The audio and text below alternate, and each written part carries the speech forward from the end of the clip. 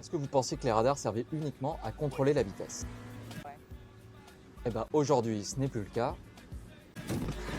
Désormais, l'État peut vérifier si vous roulez sans assurance. Mais comment ça fonctionne? Désormais, si vous êtes flashé pour un grand excès de vitesse, c'est-à-dire au-delà des 50 km/h au-dessus de la limite autorisée, votre plaque sera automatiquement croisée avec le fichier des véhicules assurés. S'il n'y a aucune assurance, vous êtes identifié. Mais pour l'instant, seuls les grands excès sont concernés. Car en effet, ce dispositif, il a un certain coût. Et oui, car il faut croiser les données des radars avec la base nationale des assurances. L'objectif est clair, diminuer les accidents graves impliquant des personnes non assurées. En effet, en France, on estime que près de 500 000 personnes roulent sans assurance.